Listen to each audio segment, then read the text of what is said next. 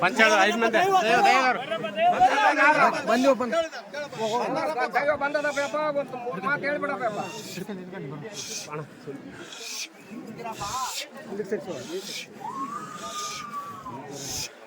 ಮುಂಗಾರಿಗೆ 2 ಹೆಸರು ಮಳೆ ಅಂತ ತಂಗಿ ಸಾರ್ ಅಂತ ಜಗತ್ತಿ.